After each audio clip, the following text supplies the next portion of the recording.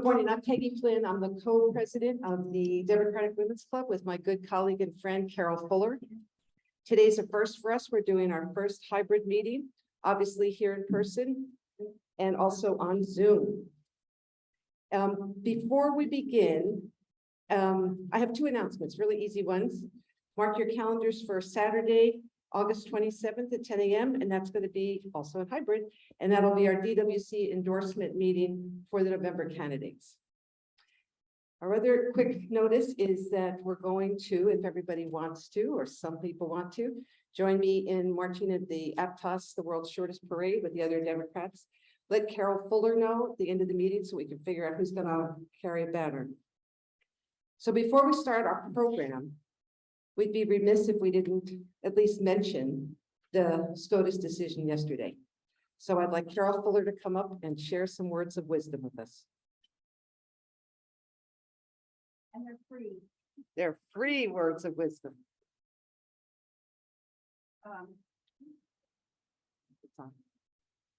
Not just tell you with the parade, we'll be marching with other Democrats, Democratic Party, other Democratic clubs.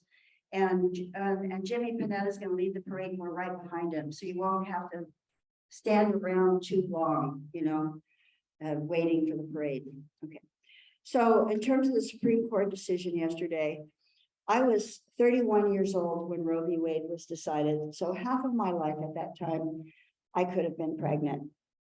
All the women of my generation had friends who dropped out of high school, friends who gave babies up, friends who got illegal abortions, friends who had connections, who had some money, who in California got a therapeutic abortion, to which you had to tell a psychiatrist you were suicidal if you didn't get it. So it's a really hideous history. This is a really big setback. I'm sure you're listening to the news and you know that there are, 11, 13 states who have some immediately going into action to prohibit all abortions, most of the South, a bunch of other states. It's a real disaster for us. It's turning the clock back, of course. I will say, I don't think they're going to successfully turn it back as well, because you've had this whole period of time where women are used to this right. And I don't think they're going to go peaceably. Will they pour out for the November election and pay attention? God, I hope so, but I'm not too sure. But I do want to try to say what we can do to try to mitigate, because it's going to be a state-by-state battle. California legislature right now is entertaining a constitutional change, which if they pass it by the end of this month, and they're hastening through it, we will be voting to put permanent protections. We'll be voting in November for residents of the state of California in our Constitution. Constitutions can be changed, but it's a lot harder than getting a piece of legislation enacted or removed or changed. And in fact, you can watch Kansas in August. They have on their ballot a constitutional amendment to make it permanent that abortion's illegal in the state of Kansas. So you can all watch this unfold. The other thing, I think that if you have some disposable income, I'm not asking anybody who's living, on the margins, you should start sending money. There's 3 states that have been identified with governors who are pro-choice who would be able to veto legislation. They have opponents who have declared, Republican opponents, have declared that if they're elected, they're going to make abortion illegal in those states. And those 3 states are Wisconsin, Michigan, and Pennsylvania. And these are serious challenges. These governors are not safe. They won by narrow margins. Wilmer in Michigan is the one that they arrested the people who are going to kidnap her. So a couple months ago, I wrote about just, the House and the Senate are both hanging by slender threads. And usually midterm elections, which this is not a presidential election, go against us, go against the incumbent party. Every prediction pretty much is maybe we can hang on to the Senate. We have a 1 vote margin right now. And good chance we'll lose the House. So what I want to suggest is if you have some disposable income, that you take a look, and we'll send out an email this week. And we'll identify those candidates. There's several women candidates that are hanging, you know, they just narrowly won, and they're targeting them. The Republicans are targeting them, and we had a census and we had redistricting, and these districts are really close. One is Katie Porter in California. And so we'll get together an email and send it out to our list, which is over 500 people. And we'll tell you how you can donate money to these 3 governors and 4 or 5 of these women candidates hanging by a thread in the House. And then in the Nevada US Senate, Catherine Cortez Masto is hanging by a thread. And there is swing left car caravans. If you're young enough and vigorous enough to go walk precincts, there are car caravans going. They've already gone twice. I think they have 50 people, but they have 8, 10, and they do precinct walking for the 3 days, and then they come back. So if you can do that, you know, well, I'll put that information in what we can post to send out. I have offered, since I can no longer walk like that, I have offered to help pay for some motel rooms, some gas, because I think it's a perfect thing for students to get them engaged. And I'm hoping some will, you know, go with all their young energy and go to Nevada. So that's what I have to say. So never say die, never give up. We're going to keep fighting. Thank you, Carol.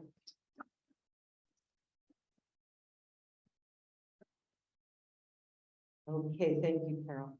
So just as a reminder, today is a debate on 2 issues that are going to likely be on the November ballot: the empty house tax and our downtown, our future. We're going to, just a reminder that DWC members who are at least members for 30 days can vote.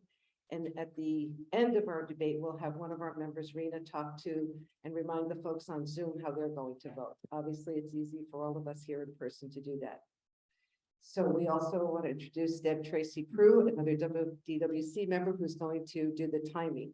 And so for each of the speakers, she'll hold up a sign when they have a minute, 30 seconds, and stop.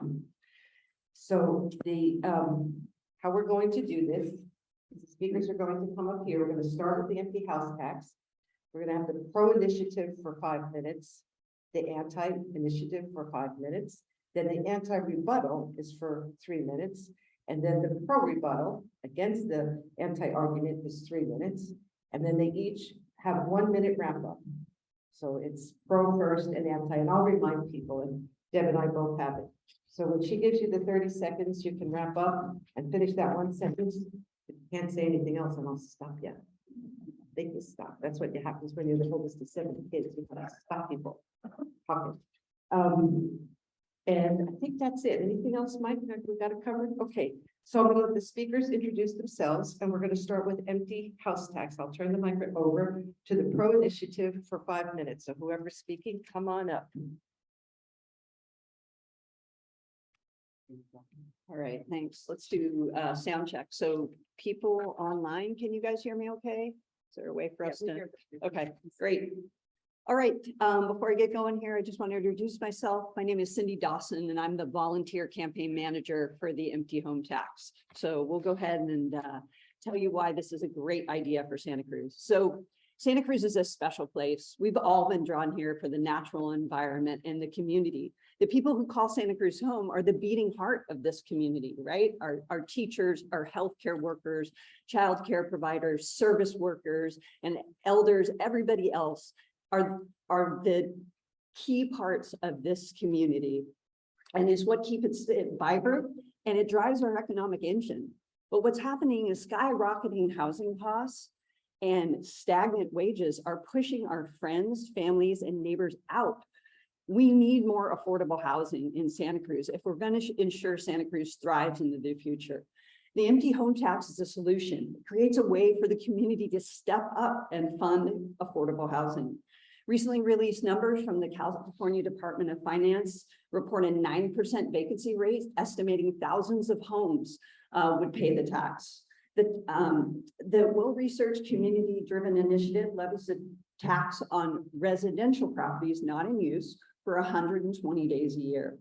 That means you could be gone for 8 months a year and not pay the tax. ADUs will not be taxed. There is no occupancy requirement. The tax is $6,000 for a single family home, and $3,000 for a condo or apartment not occupied for 120 non-consecutive days. Property owners will use a simple, easy to navigate, self-direct declaration project like one's already in use. We don't have to recreate the wheel. The average property owner will take 5 minutes. There'll be an online and paper option. There are exemptions for serious illness, construction, court proceedings, inheritance, long-term care, military deployment, natural disaster, owner death, sale of the property, and defined financial hardships. The 250 permitted short-term rentals will also be exempt or comply for exemption. Enforcement of the ordinance was written to align with existing penalties already on the books. We're not doing anything that already isn't done in the city of Santa Cruz. As with other taxes, audits are random. There's no minimum number of audits required for the city to conduct each year. If the revenue is low, it's up to the city and the city council. They can choose to limit audits or not conduct audits at all. Audits are the highest costs for taxes like this. If you're chosen for a random audit, you'll likely be required to just upload a photo of a government issued ID, a tax bill, car insurance, or other documents that match the address and support it being your primary residence. If the money raised will go into a special fund that will be used to pay for the costs and administration, but also more importantly, to actually create the affordable housing we need in Santa Cruz.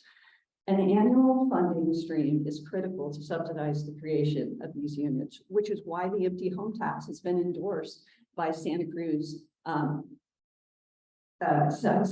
County Affordable Housing.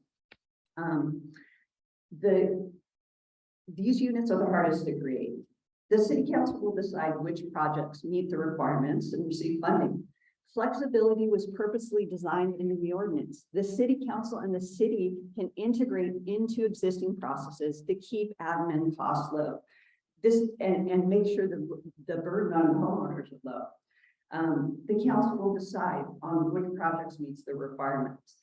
The empty home tax is a way for us to get affordable housing, full stop. It's not overly burdensome. I'm a homeowner. I'm happy to step up for 5 months a year. It's not an unfunded mandate. It's reimbursed by the tax. It doesn't harass homeowners. Nobody comes to your door. And it does not interfere with real estate sales. There's an exemption for property transfer, and the Santa Cruz, let me just wrap up with this. The Santa Cruz empty home tax is the best elements of vacancy taxes. It creates a way for more affordable housing that our community desperately needs. It's straightforward, it's reasonable, it's fair.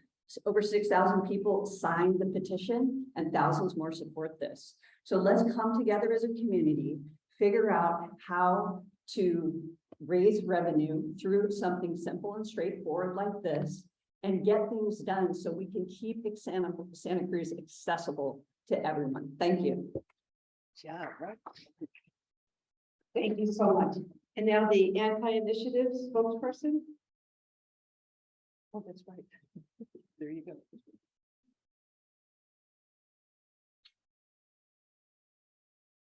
Good morning. My name is Mike Bohemus. I'm a high school teacher at Santa Cruz High School where I teach government and economics, and I will be giving the opposing viewpoints. So first, a couple clarifications. I completely support the taxation of speculative housing or vacant housing. I also support the robust creation of affordable housing, but not at any cost. I oppose the empty homes tax because of the reporting system, the audits, and the civil and criminal penalties. The way this law is structured, it is invasive, punitive, and unnecessary.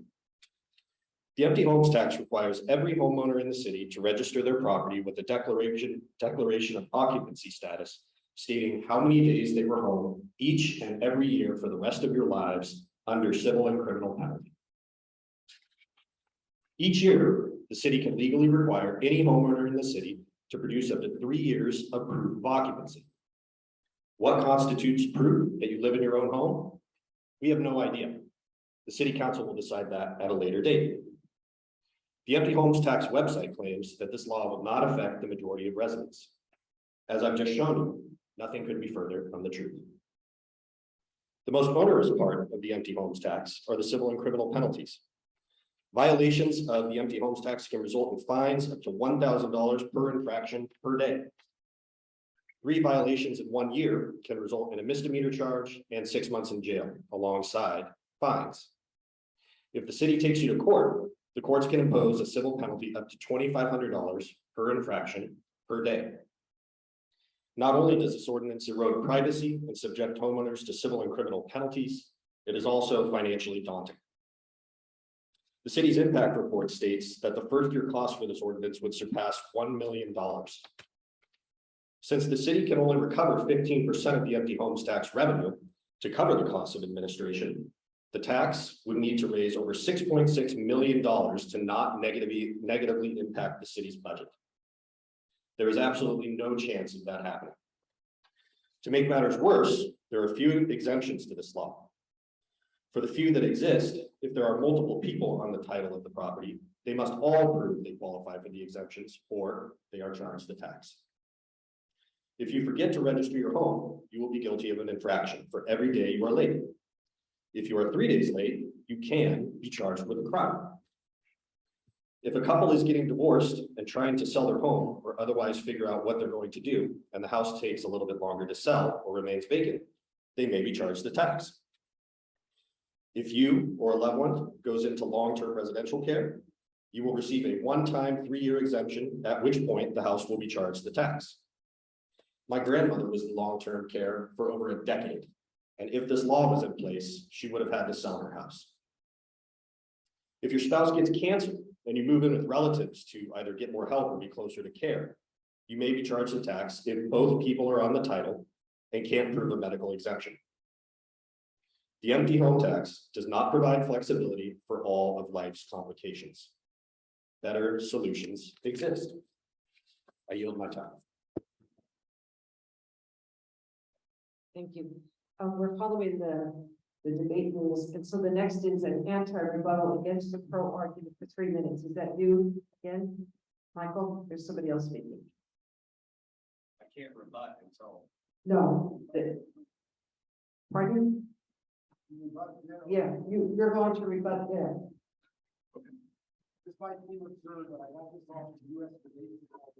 Right, I know, Mike told me that, and I was still checking with him, so this. So I just speak 8 minutes straight? Well, so, but you're rebutting their arguments. Okay. So however you want to approach that. To continue on with the more problematic aspects of this ordinance may be changed by 4 members of the city council. And in fact, any part of the law can be changed except the amounts taxed. The penalties can be increased. The number of days required to be at home can be increased. Audit procedures can be made more invasive. Proof of occupancy can be made more vigorous. The types of properties this tax applies to can be expanded. And if this law passes, we fully expect it to be expanded to commercial property as well. Good tax policy is stable, broadly based, simple to administer, and small in amount. The empty homes tax is none of these things. It is incredibly unstable, as it may be changed at any time. It is narrowly focused on a small amount of vacant homes, but requires immense administrative function. It also requires compliance from every homeowner in the city, regardless of their occupancy status or their role in the community. And $6,000 a year is not small.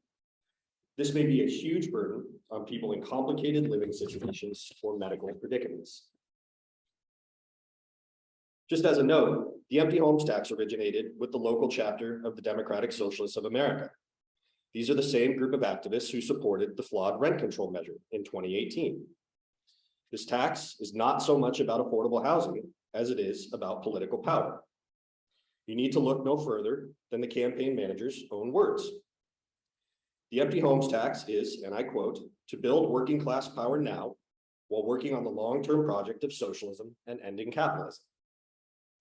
The larger goal here is to undermine homeowners and the freedom that they enjoy in their own homes and to create larger bureaucracy around land use. Santa Cruz has a long history of using very restrictive land use policies. We should not be so anxious to sign up for another. Thank you. Thank you.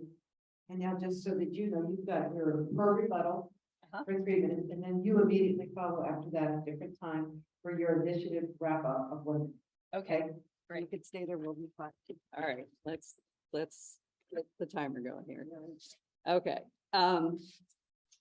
so let's have some real talk here. All right, so first of all, let's talk about who supports this ordinance. It is a broad-based coalition of renters, homeowners, older folks, younger folks, people who've been here a month, people who have been here for 60 years, right? So this is a broad-based community initiative. So the opposition is really focused on bringing forward what can only be called scare tactics. So the city council can change any ordinance at any time. That's the way your local government is set up. You vote for those folks and you can go and talk to them about changing different ordinances. So let's not pretend that the empty homes tax is the only ordinance that would be subject to the way that our government works. If we want to change that, there are avenues for that, but it has nothing to do with the empty home tax. So, you know, just some of the basic things that the opposition brought up, the criminal penalties, and I encourage you to go read the ordinance, Google it, are the exact penalties already on the books for taxes in the city of Santa Cruz. They're in the municipal code. We did not come up with some draconian approach. We paid a lot of money to a tax lawyer who told us do and be in line what is standard practice for other taxes. We did that. So all of those things are already on the books for Santa Cruz. So if you think they're draconian, then they need to be addressed for all taxes. You know, audits. So we just had taxes come up, right? We sign and tell the IRS that, you know, this is what happened during the year. We're all subject to a random audit.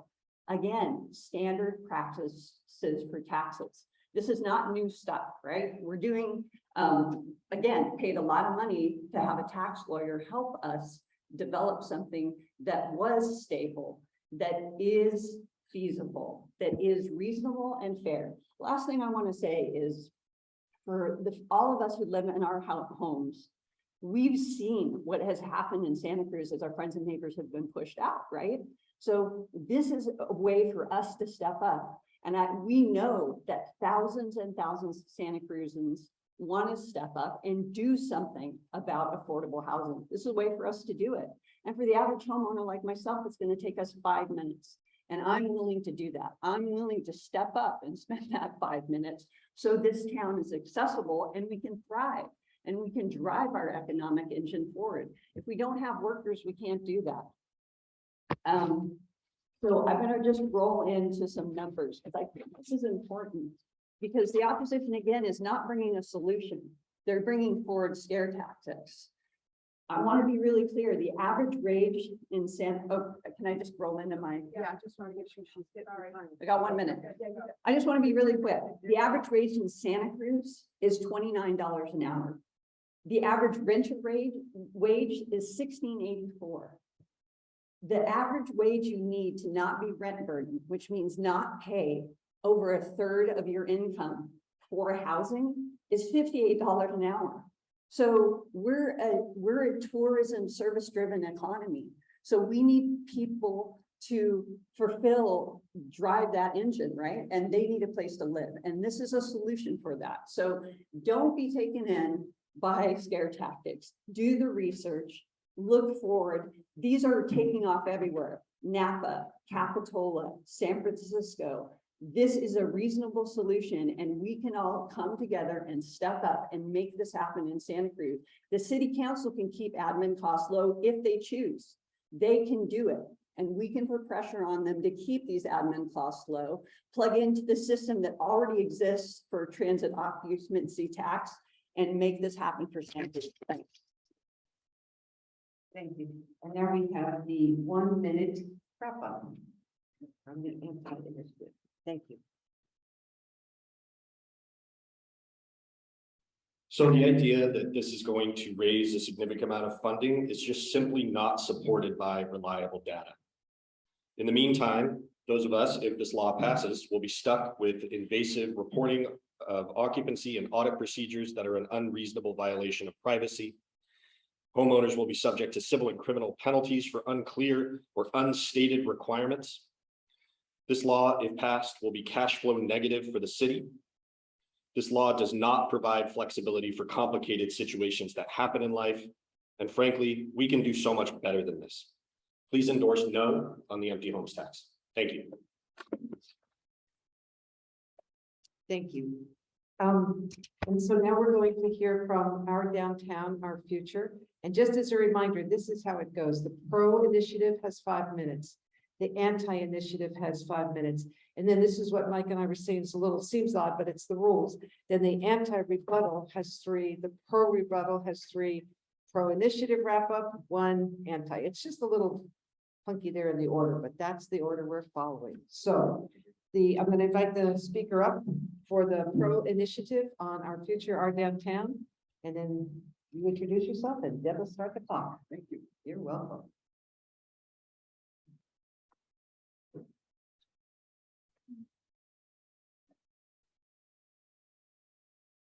Good morning. My name's Bob Morgan. I'm presenting on behalf of our Downtown Our Future with John Hall today. I'm stepping in for Lyra Filippini, our co-chair, who is not available today. Thanks for being part of the conversation about this initiative. The genesis of our Downtown Our Future stemmed from a plan to move the current library at Civic Center after the 2016 library measurement and combine it with a parking garage on Lot 4. A coalition of local groups opposes this Lot 4 project. One some have called the bait and switch. On June 14th, the county clerk certified our petition, recognizing over 4,900 valid signatures, 1,000 over the minimum needed to qualify the ballot. Mike, first slide, please. Thank you. Our initiative is a land use initiative. It's an initiative of opportunities. It amends the Santa Cruz general plan and downtown plan to achieve 4 things. Number 1, it maximizes the use of city-owned surface parking lots, prioritizing 100% affordable housing if those lots were to be developed. Number 2, it honors the electorate's Measure S vote to renovate the library at the location of Civic Center.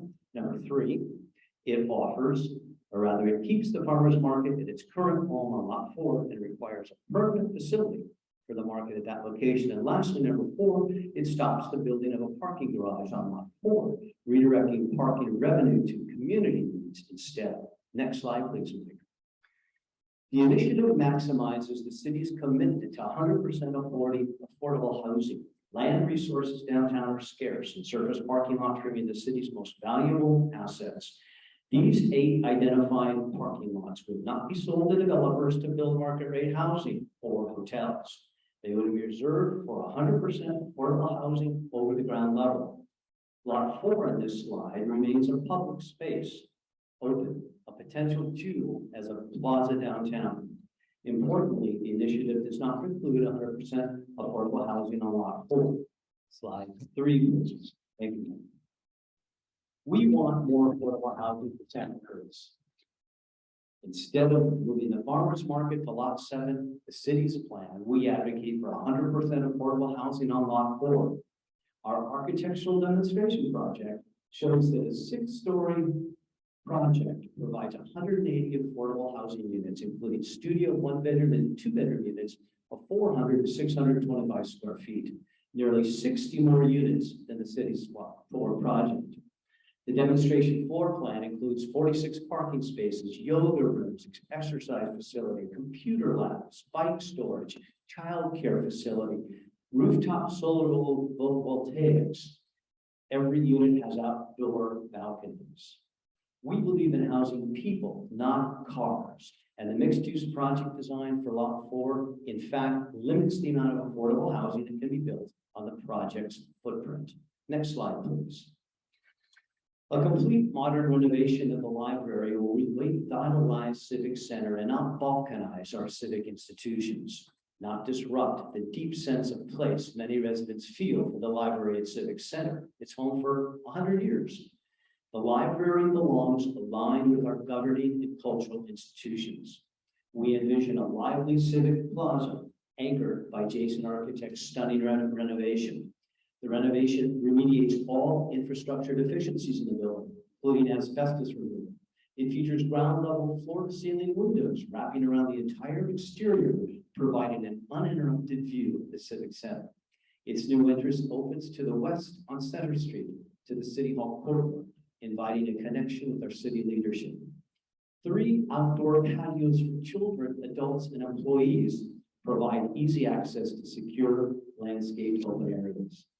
Slide 5, please. The sense of place is important to people who live in Santa Cruz. We think Lot 4 is the home of the farmers market, has unlimited potential. Many residents are deeply tied to this open space, and it will be an economic driver for downtown, bringing families and visitors to enjoy events in the landscape. Slide 5, please. We hope the Our Downtown, Our Future initiative spurs community conversation about planning and land use in our downtown. We'll work hard to educate voters of Santa Cruz to understand the vision of the initiative. We're grateful you've allowed us the opportunity to share this vision today. We hope you'll visit our website, read the FAQs, and endorsements. Please see our materials in the back of the room. Thanks very much. Thank you. And now I'd like to invite up for 5 minutes, someone, a spokesperson for the anti-initiative. So introduce yourself and get started.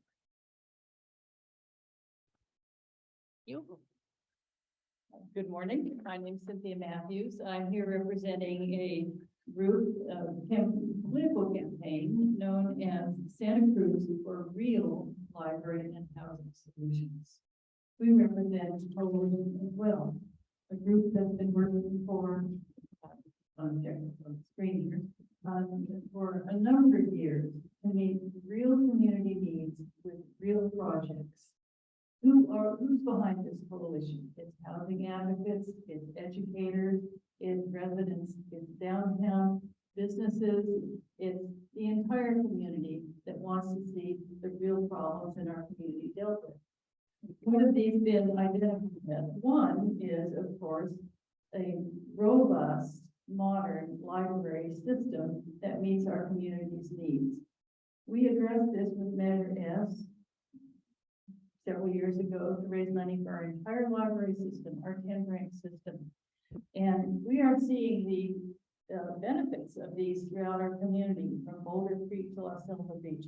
We see what these beautiful new libraries can be, and that's what we need for our downtown branch, the largest, the oldest, the most heavily used of all our branches, also in the region. So our community said, what do we need to do for our downtown branch to bring it up to the state of the art for our entire community?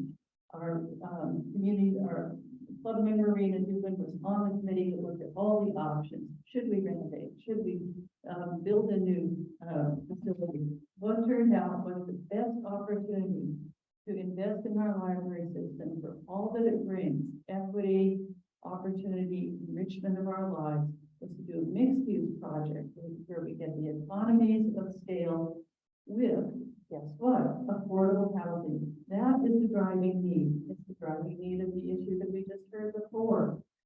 And our opportunity for a mixed-use project, which is the way to go, to build up, to accommodate the need for workforce, for low-income housing.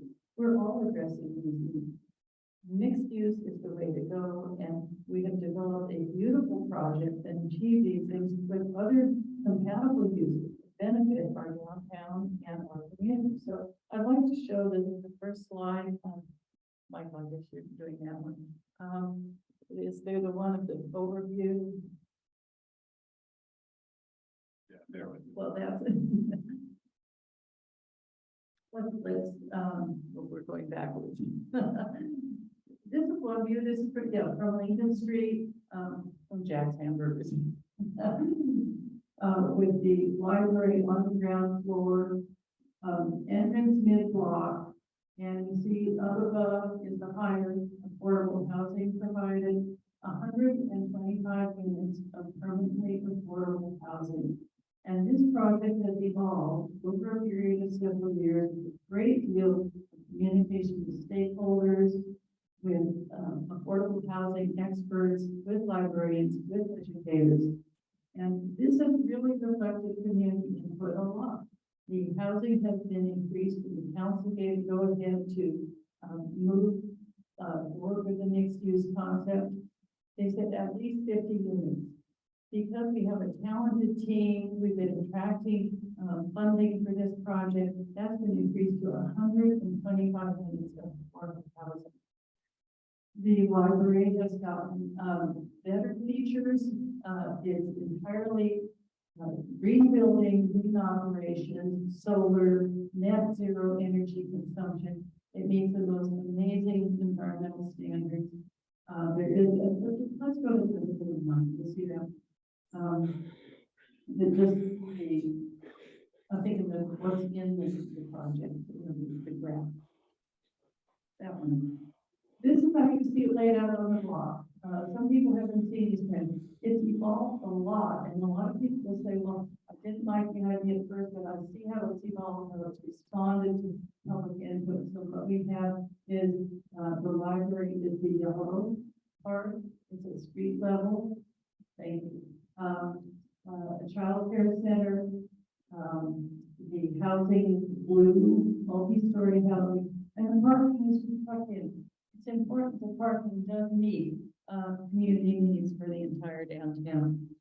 So, we are supporting this project. We are opposing our downtown initiative because the purpose of that initiative is to stop this project.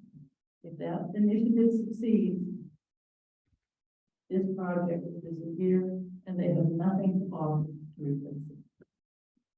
You take a breath and you stay right there and you're the anti-rebuttal. No, let's put up a different one. Yeah. Yeah. In fact, let's just, we can kill the images. Yeah. Great. I'd like to first of all talk about the name for downtown, our future. It's a misnomer. It's not about our downtown. It's not about our future. The signatures that were gathered by our downtown our future, you all heard them out on the street. It was save the farmers market and support affordable housing. In fact, it has nothing to do with the farmers market. The farmers market operation is working closely with the city. What they really want is a permanent home and a place to grow a crop. The city is working with them, has money set aside to do that, and is working with them actively.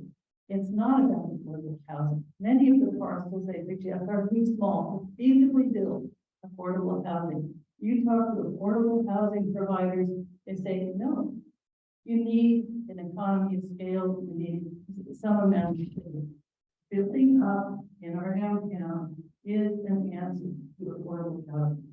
That's what the library affordable housing achieved.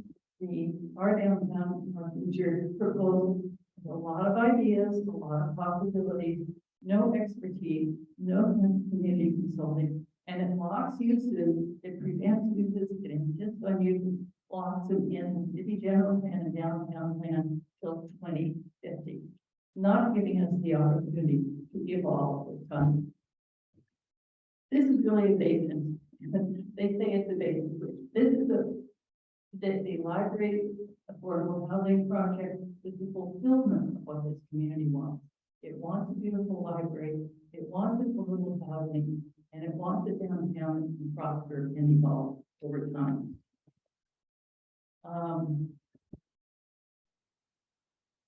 I think I do want to address the parking.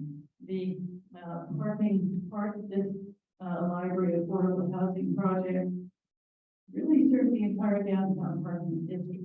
It serves other affordable housing projects that are currently in the pipeline in town.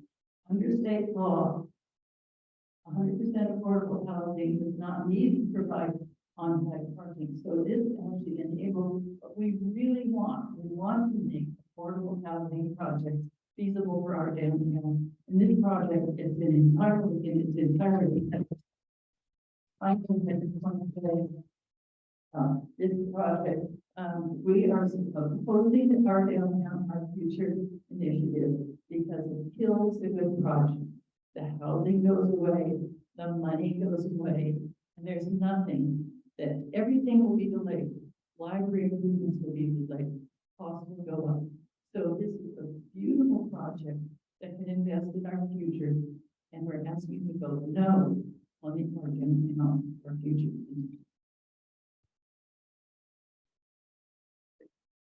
Thank you. And now I'd like to invite up Paul or John coming up for the pro rebuttal against the anti-argument.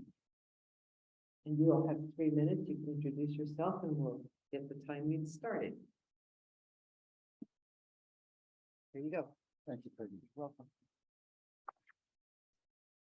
Thank you. Can you hear me okay? Thank you. Good to be here. The opponents of our downtown, our future, can't quite bring themselves to tell you what they want to do, and they can't tell you what we want to do. Let us indeed get real. They want to abandon the downtown library as part of the Civic Center, leaving an empty building. Maybe they'll demolish it or turn it into city offices. Who knows? Then over on Lot 4, they want to dig a 12-foot hole from Lincoln to Cathcart Streets, and they want to fill that hole with 60,000 cubic yards of concrete.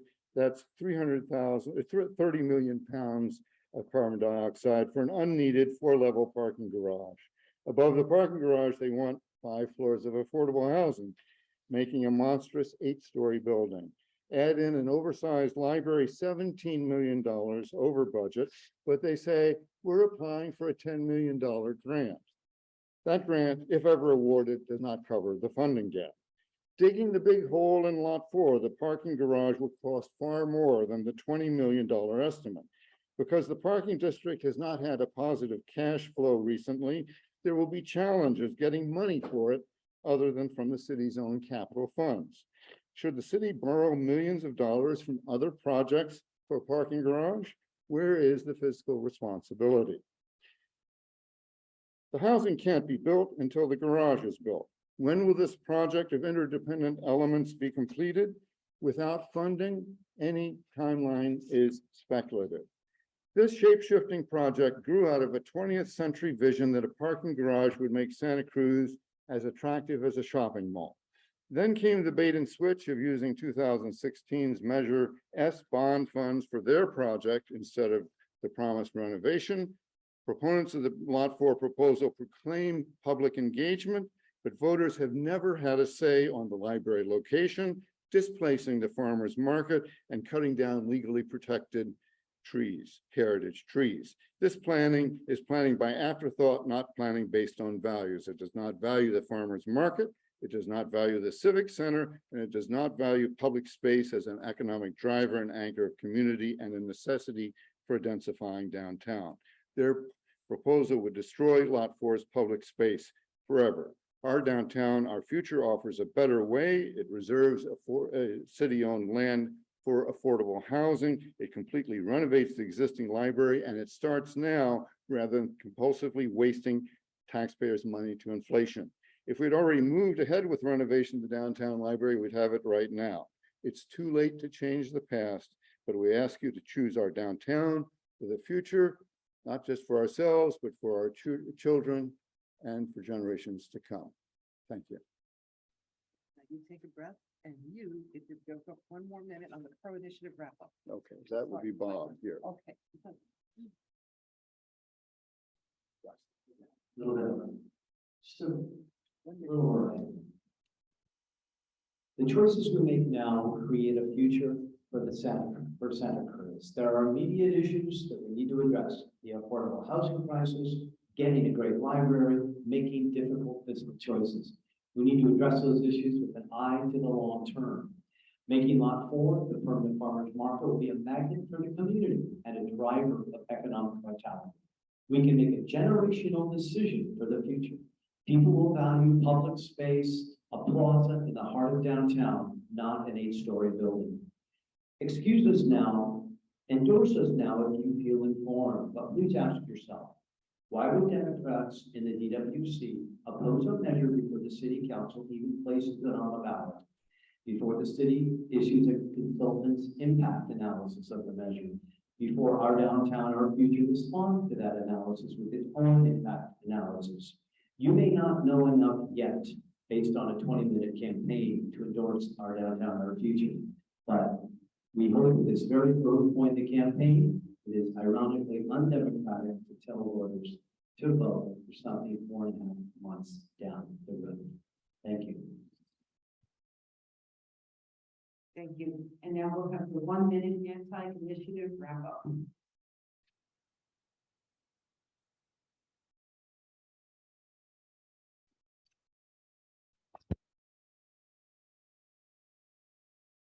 Thank you. This will go on the ballot. We've known it was headed for the ballot. The time is now to take a stand. The library affordable housing project reflects the opportunity to make a truly significant investment in our community, in our downtown. It's been developed with participation of community stakeholders, professional team, of all. It's reflecting public input. Measure X did not focus on the downtown library per se. It focused on a robust, future-focused library system, and that's what is developed. We have the support of a broad number of organizations, including the Arts Council, the Cabrillo College, Downtown Management Corporation, a long list. We invite you to First Five, Friends of the Santa Cruz Public Library. They all see the value of a joint project. We ask you again, please vote against our downtown, our future initiative, a misnomer that will kill a wonderful part of our community. Okay, thank you. That's the end of the debate. So everybody here who's a DWC member for at least 30 days, you can go ahead and vote, and the ballot box is outside. And Rita, if you can come up and just chat for a little bit for our folks on Zoom. We have 37 people on Zoom, so our first hybrid, I think, has been a great success. Thanks to the mics for all their rehearsal and work getting this done. I'm hearing from some of the folks on Zoom that they're already voting, but I think some folks need a little assistance too. So you explain it. Hi, so I have private chatted everybody already on Zoom with the link to the ballot. And if you didn't receive it, then private chat me, Rena, and I will resend it also for you. And I will just hang out, and if you have any questions, you can ask me as soon as this meeting is over. Great. Okay. So thank you, everybody, for coming. Just a couple of reminders.